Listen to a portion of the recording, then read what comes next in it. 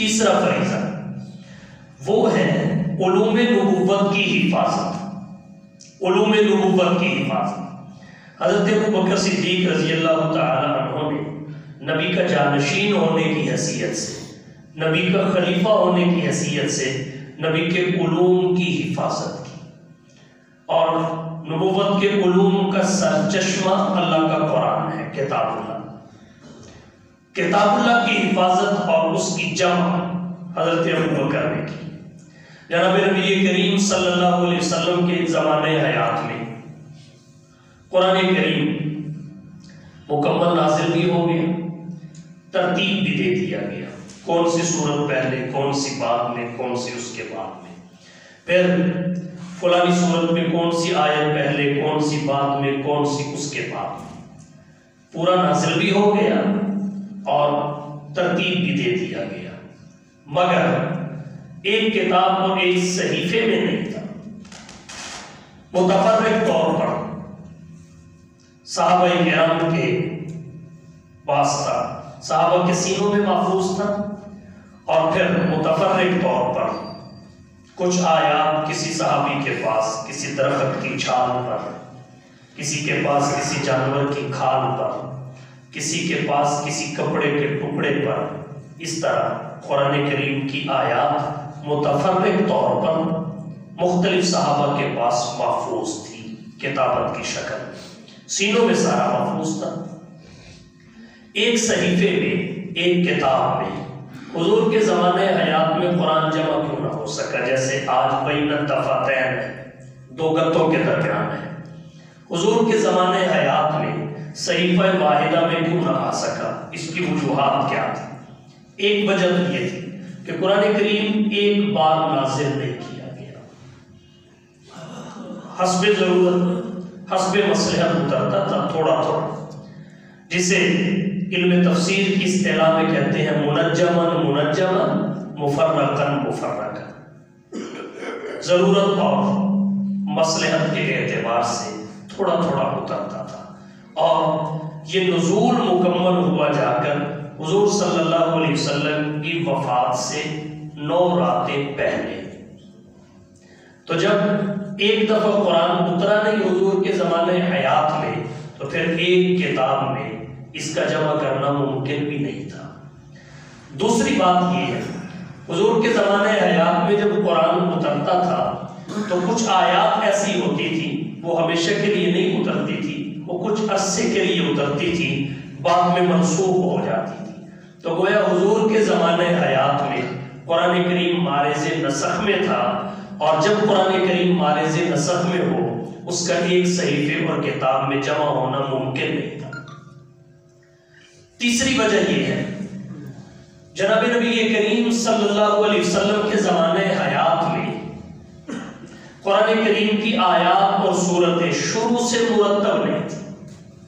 آخر میں جا کے آپ نے اس کی ترتیب لگوائی جب قرآن کریم نازل ہو گیا، اور نزول قرآن کے بعد آپ کو لمبا عرصہ نہیں ملا اس دنیا میں، بلکہ قرآن کریم مکمل نازل ہوا. اس کے بعد 9 راتوں کے بعد حضور دنیا سے تشریف لے گئے. عرصہ تھوڑا تھا، اس تھوڑے عرصہ میں قرآن کریم ایک صحیفے میں جمع نہیں ہو سکتا تھا. اور پھر ایک وجہ اور محقق علماء نے لکھی ہے، وہ یہ کہ حضرت ابوبکر صدیق رضی اللہ تعالی عنہ کے زمانے خلافت میں جمع قرآن کی جو وجوہات سامنے آئی وہ حضور کے زمانے میں نہیں تھی. اس وجہ سے حضور کے زمانے حیات میں قرآن کریم ایک کتاب اور صحیفے میں جمع نہ ہو سکا. پھر حضرت ابوبکر صدیق رضی اللہ تعالی عنہ کا زمانے خلافت آیا، ایک کتاب اور صحیفے میں قرآن جمع ہوا. اور اس کی سب سے بڑی وجہ کیا بنی؟ سب سے بڑی وجہ یہ بنی کہ حضرت ابوبکر صدیق رضی اللہ تعالی عنہ کے زمانے خلافت میں جب جنگ یمامہ ہوئی مسیلمہ کذاب کے خلاف، جس میں مسیلمہ اپنے 30,000 کے لشکر سمیت واصل جہنم ہوا، تو جنگ یمامہ میں 1200 مسلمان شہید ہوئے، اور ان 1200 مسلمانوں میں 750 قرآن کے حافظ اور قاری تھے. 750 قرآن کے حفاظ تھے. ایک جنگ میں حفاظ کی اتنی بڑی تعداد جب شہید ہوئی تو حضرت عمر رضی اللہ تعالیٰ عنہ بڑے ذہین آدمی تھے، ان کی نظر مستقبل پہ رہتی تھی، ان کے دل میں یہ بات پیدا ہوئی کہ اتنی کثیر تعداد میں ایک جنگ میں قرآن کریم کے حفاظ شہید ہو چکے ہیں، خدا نہ خواستہ کہیں دوبارہ ایسا موقع آ گیا تو قرآن کریم کی حفاظت کو خطرہ لاحق ہو سکتا ہے، کیوں نہ اس قرآن کریم کو ایک صحیفے اور کتاب میں جمع کر لیا جائے تاکہ یہ یقین ہو جائے کہ قرآن کریم اب ہمارے ہاتھوں سے جا نہیں سکتا۔ تو آپ نے اپنی یہ رائے اور تجویز خلیفہ اول بلا فصل جانشین پیغمبر حضرت ابوبکر صدیق رضی اللہ تعالی عنہ کی خدمت میں پیش کی۔ حضرت ابوبکر صدیق رضی اللہ تعالی عنہ نے شروع میں انکار کیا، تردد فرمایا کہ جو کام اللہ کے نبی نے نہیں کیا میں کیسے کر سکتا ہوں، جو نبی نے نہیں کیا میں کیسے کر سکتا ہوں۔ حضرت عمر رضی اللہ تعالی عنہ نے بالآخر حضرت ابوبکر صدیق کو قائل کر دیا اور حضرت ابوبکر صدیق رضی اللہ تعالی عنہ کا شرح صدر ہو گیا۔ جب ان کا شرح صدر اور اطمینان ہوا ایک صحیفے اور کتاب میں قرآن کریم کو جمع کرنے پر، تو انہوں نے حضرت زید بن ثابت کو بلایا اور حضرت زید بن ثابت کو حکم دیا کہ قرآن کریم کو اثر نو چھان پھٹک کر کے، آیات کی اثر نو چھان پھٹک کر کے آپ ایک کتاب کو صحیفے میں جمع کریں۔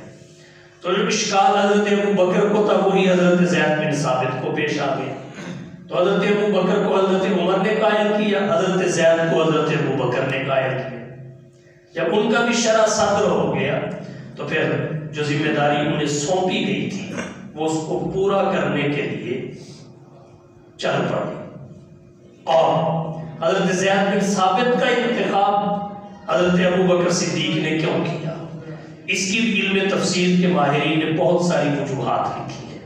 ایک وجہ تو یہ کہ ان کا حافظہ بہت کم تھا، حافظہ کم تھا، انہوں نے خود رسول اللہ صلی اللہ علیہ وسلم سے جو آیات سن رکھی تھی ان کا ایک لفظ بھی آگے پیچھے نہیں ہو سکتا تھا، اتنا قوی حافظ۔ دوسرے نمبر پر وہ انتہائی ذکی اور ذہین تھے، تیسرے نمبر پہ قرآن کے حافظ بھی تھے، چوتھے نمبر پہ قاری ایسے تھے جو ساتوں قراتوں پہ عبور رکھتے تھے، پانچویں نمبر پہ انہوں نے پورا قرآن اللہ کے نبی کو سنا رکھا تھا، پورا قرآن، اور اللہ کے نبی نے ان سے قرآن سن کے اس کی تائید اور توثیق فرمائی تھی۔